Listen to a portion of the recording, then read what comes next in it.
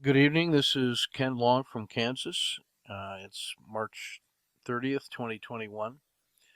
So I want to discuss the intersection of the Johari window, the Overton window, two psychological constructs that are very useful for understanding social and interpersonal change. In a world that is strongly influenced by thick face, black heart, or which comes from the thick black theory of scholar Lee from 1911. And then finally, how the true storytelling body of knowledge and that experience provides a context for genuinely transformational change in the world. So, very briefly, the Johari window is a model in which, typically you have a list of adjectives, and then you and your working partner take a look at you, and you say, well, here are some words that I would use from that list of adjectives to describe myself. Um, and then I might list, here are some things that I know, but which are not known to others. So this is hidden behind my facade. Might be some things that I think only I know. Then your partner that you're working with might say, well, here are some things that I think about you that you don't know. And that's maybe in your blind spot. And then there's this other area in which there are things about you or us that neither one of us knows. And we're actually doing this mutually with each other. And what we end up with once we filled out our little worksheet here is that the things about me or about you that we both agree on, these are things that are in that public space, in the arena. And then these are the things that we think about ourselves that are not known to others. And then these are the things that other people think about us that we didn't know. So when the door is open and all that is revealed, there can be a real disconnect between what I thought you knew and what you think you know about me. If there's something you think about me that I didn't know, then I was not able to estimate your view of me. Um, so I misjudged you, and how I thought about you was not corresponding with reality. So that might affect how I decide to communicate with you, because I think you see me in a certain way and I want to achieve certain effects based on our communication. But if I've misjudged what it is you think about me, then maybe I have misjudged the communication that would be the most effective. So the Johari window is an opportunity for us to learn more about each other and understand at a deeper level, because we are unpacking our assumptions about each other, and hopefully we come to a better and deeper understanding. The area that's also very interesting is this idea of the unknown. What if there was something about each of us that not only did the other person not know, but that we didn't know ourselves? Let's suppose that person X and Y shared some kind of common culture at a deep level, and that it was influencing us and shaping us in ways that we didn't even realize. Because, like two young fish, we don't even know that we're swimming in water. And so there may be something at this deep level that we're not even aware of. And so maybe there is some kind of public space and some kind of private space where we think that there are things about us that only we know, and things that we think that we're showing to the world. But it may be that X can see into an area that we thought was hidden, or maybe they make conclusions about what they think we're like on the inside, but maybe really aren't there because of incorrect inference. They think I'm this way, but I'm really not. They draw that conclusion based on other people that they know, and they know what those people are like.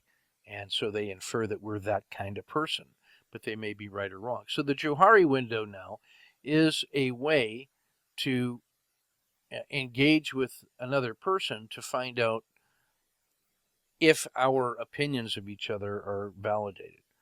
Now, imagine that you could do that on the basis of absolute trust with another person, where you could actually rely on the things that they say they think about you and treat that as if it were true. So we'd like to be able to do that. Otherwise, you get into this infinite loop of, well, this is what they say they think about me, but can I know that that's true or not? So we end up spending a lot of our time in a world that lacks truthful exchange, trying to infer the difference between what they say and what they mean and what they think. So let's imagine that we have this public arena or this social space in which we are revealing certain things about ourselves in the way we talk, and we're trying to infer what kind of person that is on the other side. And we can draw opinions on that on the basis of what we see and about what we know from other people and our experiences. So knowing what we know about these other people over here, we might use that information to draw inferences about that other person's perhaps hidden area or behind their facade.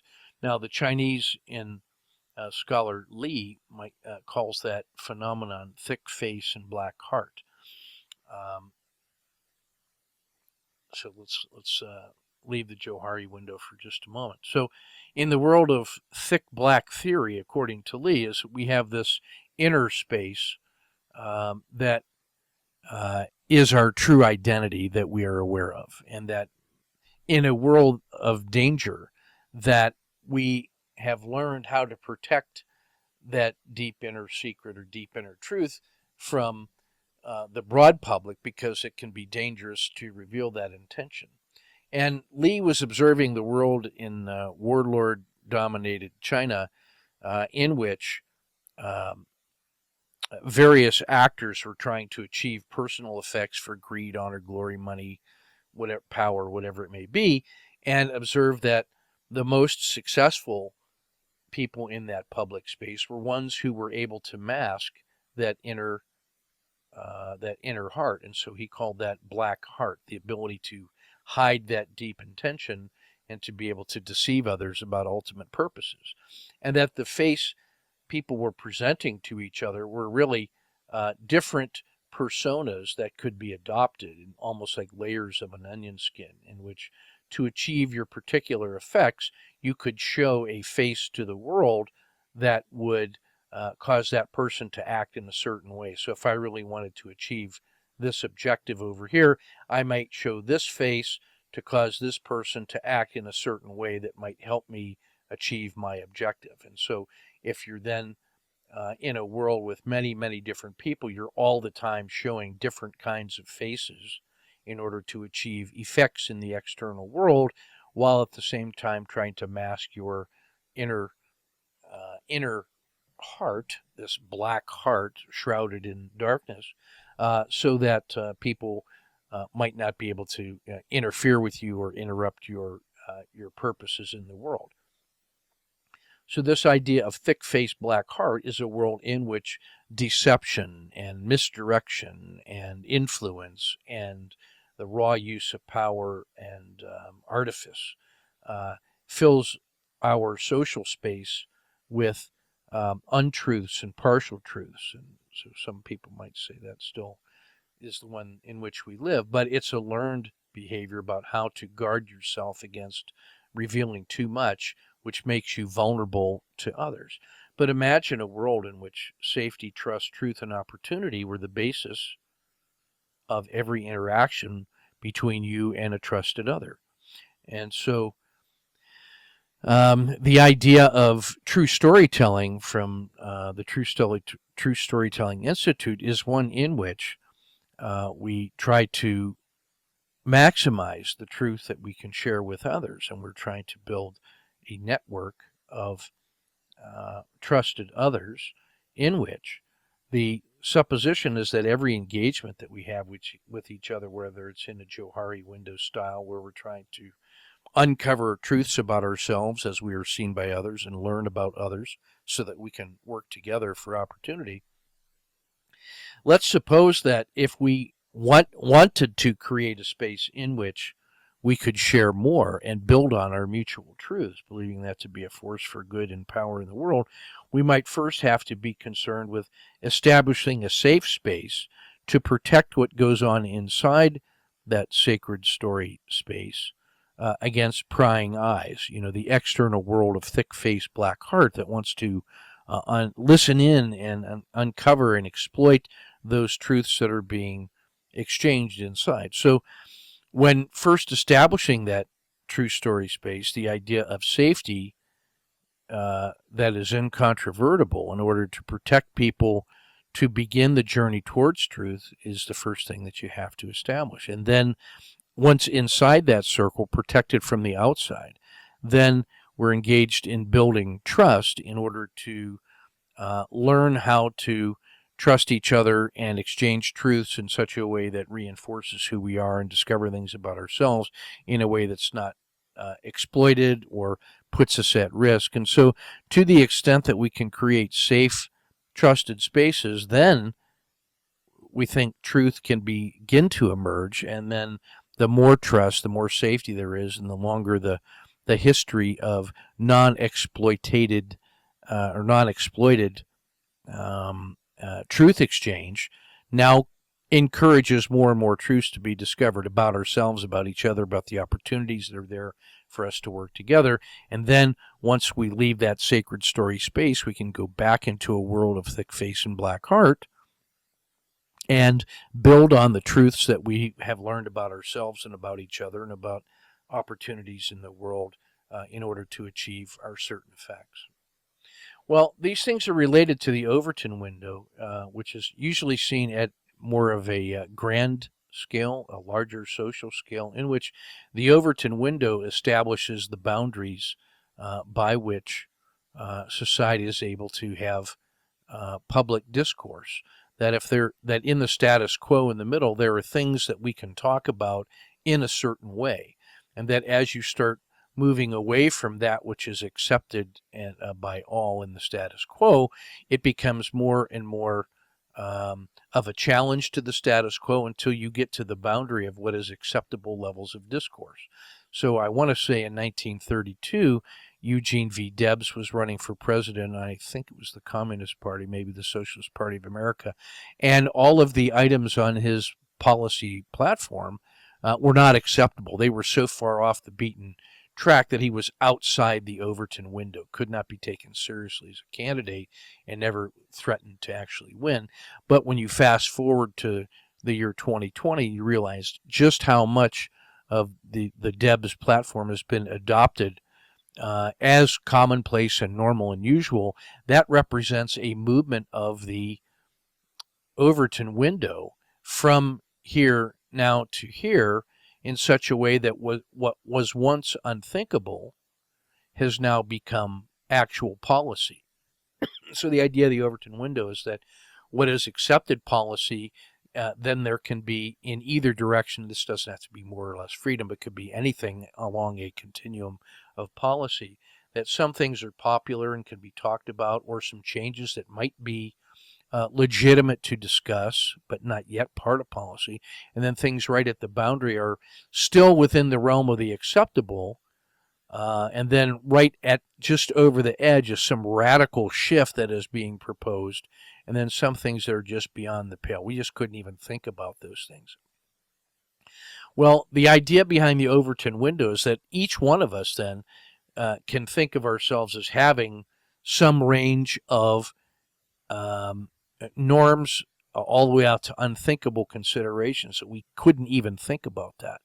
So if we take the location of our Overton window on all our policies and then have an exchange with somebody else, what we're discovering about each other is where our relative Overton windows fall out compared to each other. So in this case, the unifying space between those two people, X and Y, is in the inner space of these are the things about which we can agree. And so you put enough people around a circle and start talking.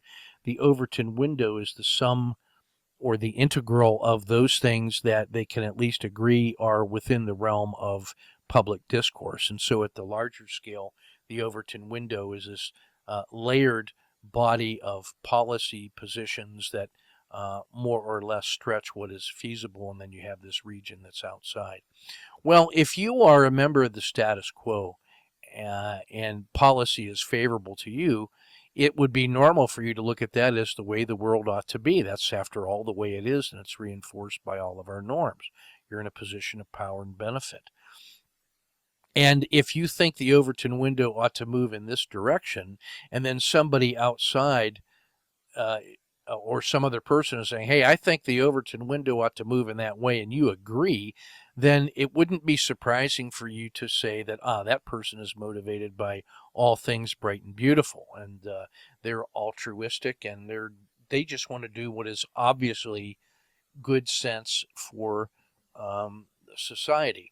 But somebody who wants to move the Overton Window in that direction, person Y, say, oh, that really violates my sense of where it ought to be going. They must be bad people. Even though they say publicly that they're motivated by A, B, and C, in fact, I think they really are trying to upset the apple cart and ruin a good thing, and they just don't understand the way the world works. And so we might take that idea of the public and private face and infer bad motives because they simply want to take the Overton Window in a different direction than we do.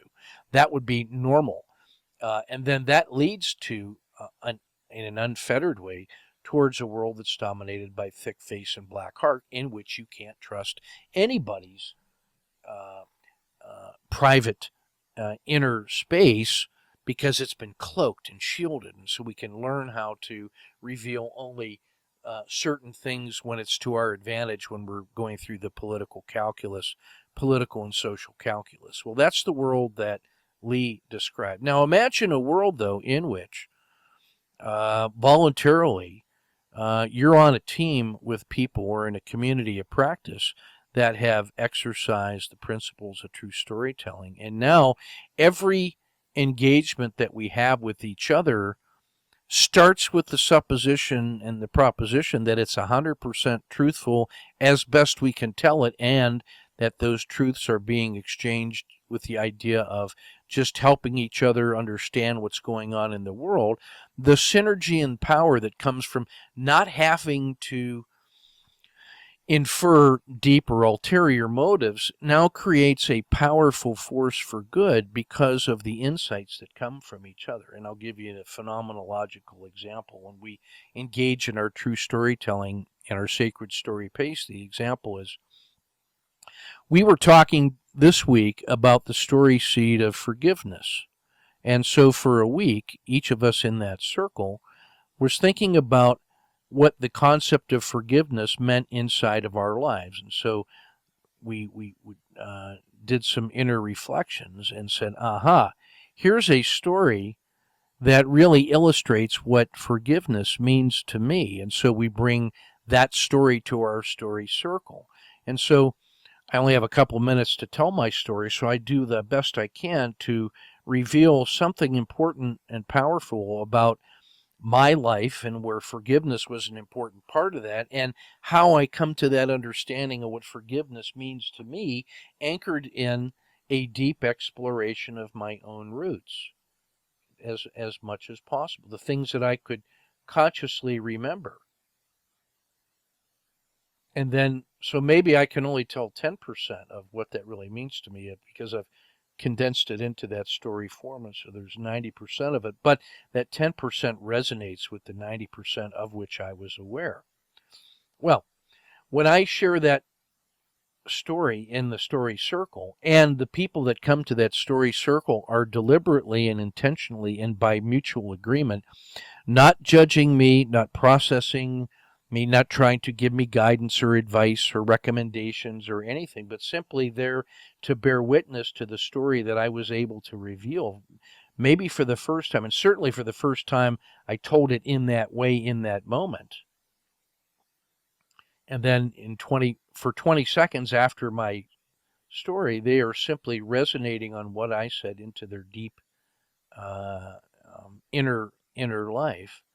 the truth of my story is helping to shed a light on their inner stories and coming to see the idea of forgiveness through a different truthful lens from another person's perspective.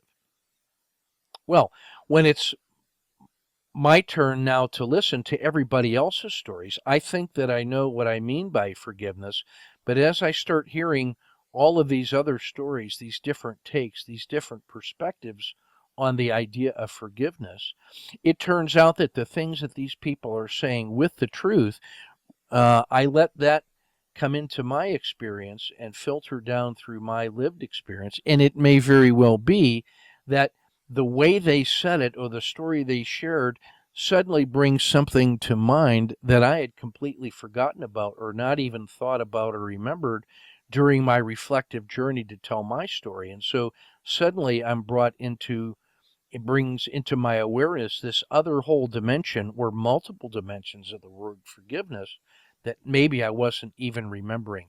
And so I thought I knew something about what forgiveness meant to me, but through the light of truth shed by others on my behalf, I'm able to even more fully understand the idea of forgiveness in my life. And so one of the ideas about social construction of reality is that we have these concepts floating around in our inner space that help create this web of meaning about the world, and those concepts are connected to the stories that we have lived and that we use to make sense of our experience. And so each one of these words is connected in some way to the stories that we tell.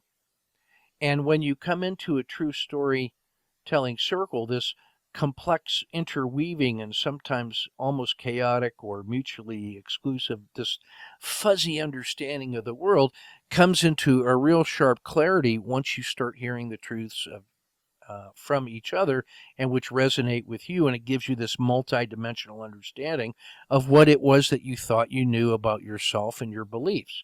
So when you leave that story circle and then you reflect on all those other stories you told or that were told to you, it ends up becoming a moment of clarity. So not only do I understand forgiveness, but now I have a deeper understanding of all these words and concepts in my lived experience, and I begin to see the rich connections between the ways these stories in my own life overlay and overlap and create meaning for me. And I'm able to now start seeing differences of opinion or differences of sense making or ways to clarify at a deeper level how all these different episodes in my life have created the person that I am and the sense that I've made about the world. And I leave that with a deeper understanding or an appreciation of the richness of the lived experience and how those different pieces and parts might be reshaped into new stories and new understandings. I'll tell you, I was struggling today with the word forgiveness because I have an ego problem that I'm able to forgive others pretty well because I remember how human they are and just they're trying their best. So I don't hold it against them if whatever they did has some effect on me. I just realized they were just trying their best. But I can't give myself that same level of forgiveness. And when I've harmed other people and they've forgiven me, I have been unable to accept that because I don't feel like I'm worthy of it, or I should have known better, or their act of forgiveness is always going to be there reminding me of a time when I was less than perfect. And that is an uncomfortable feeling, and that has tended to push me away from people whom I've harmed and who've forgiven me genuinely, but I can't accept that gift, and then I feel guilty about not being able to accept the gift. And so the ego, the inability to accept the grace of their gift has kept me from living as rich and full a life going forward as I can. Today, what I realized was that the word forgiveness, if I reframe that, it really is a contraction of forward giving.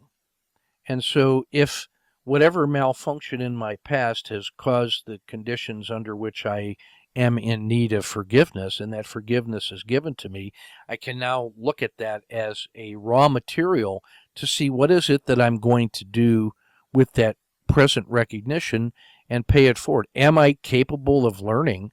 Am I capable of taking the raw material that's drawn out of my past and simply use that in a way to give something of value forward, knowing that the payoff comes from the forward giving of the new intentional action. And I don't have, if I can let go of that past, then I am free to be able to give forward of the new insight that comes from the gift of the forgiveness that I've been giving. So can I turn that into leverage to pay forward to move the world towards a better place or move myself along the path to what I aspire to be? Can I learn to let go? Can I learn to come out of the darkness of my own unwillingness to let go of things? Can I come out of that and go forward? Well, that's the question I can now put to myself. What am I going to do with the gift of others or that raw material, that moment of insight?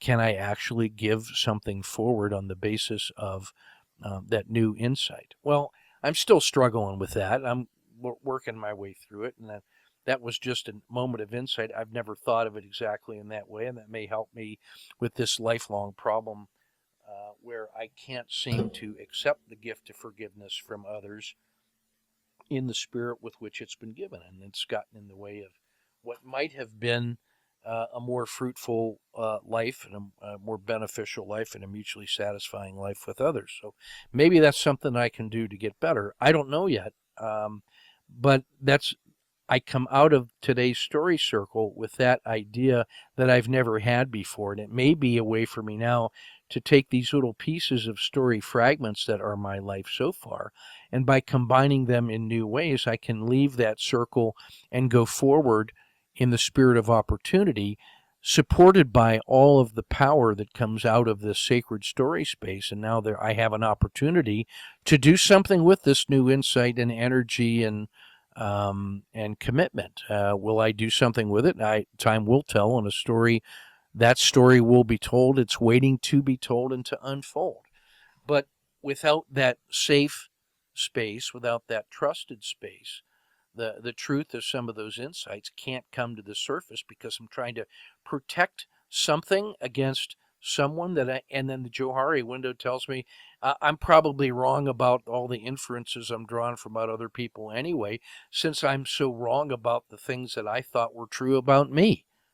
And I learned that from the truth that other people are telling about the stories of their lives, the light of that truth that they offer in the spirit of the True Story Circle helps me now explore some of that inner space that I can now begin to untangle and to clean up and clarify and get a sense of peace and deeper understanding that's maybe more integrated.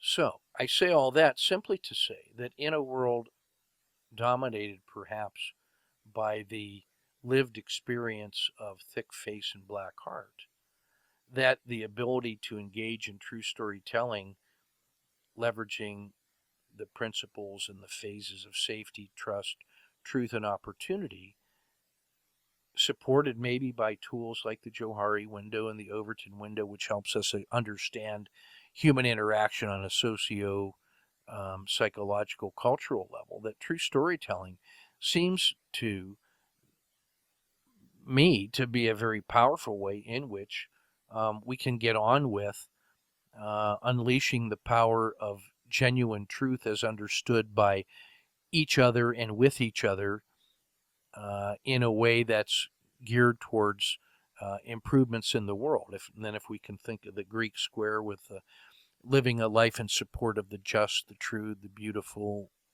um, that can make us free if we can leverage this power of truth supported by trust and safety. Then feels like the opportunities are unlimited.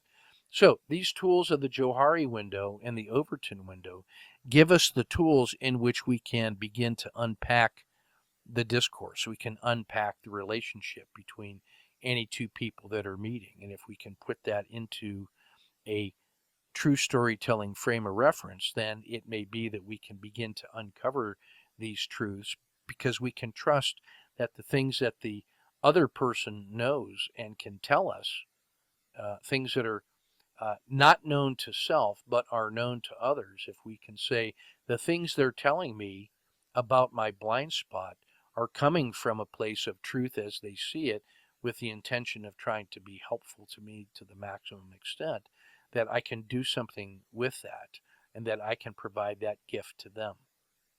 And that things about me that they do not know, or maybe some things that I can learn how to be more transparent and more revealing and more honest about myself. And then the light of the truth that comes out of those three quadrants, it feels like that may be the way in which we discover some of these things at a deeper level that have been there all the time, like water to fish, and that this becomes the land of great opportunity. And now if you think about when people from two different and distinct cultures meet, now if I'm thinking about that true story circle, what I really want to have are as many different diverse people as possible, so that the vastness of their lived experience can help me understand that elephant in the middle. So if the world is such a complex place, the problem is one blind person trying to understand the elephant. Even if you could have accuracy, you can only know that much of the elephant. And so the time it takes to troop around the line and see all of these different angles of the elephant, whereas if everyone's lived experience about this elephant can be shared in a network that is based on truth that we can trust in safe space, then we actually do have an opportunity to leverage this power, this network power of mutually exchanged truths, to maybe understand something about this elephant in the room that is affecting all of us, that we're trying to contend with, to understand, to get improvements in the world in an honorable, resilient, respectful way. So that's my little exploration of the Johari window, the Overton window, the world of thick-faced black heart, the phenomenon of being in the story circle, and the principles of true storytelling, and the phenomenology of what it's like to be in that sacred space with each other.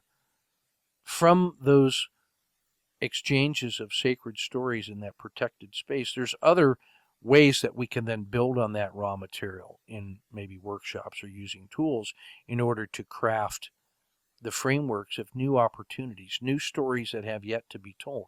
Every current moment is a collection of seeds waiting to be refined and to be planted and lived forward. And so I'm pretty convinced that the world of infinite possibilities in the future is just waiting for us to create those seeds. And I will bet on the people that can engage in safety, trust, and truth with each other to build an opportunity for a brighter future.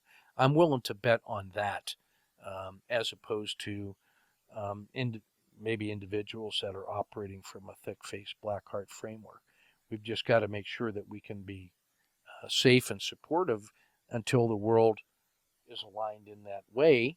So this is not to be naive, but it is to be respectful and mindful about the world as it is. How do you find out about the world as it is?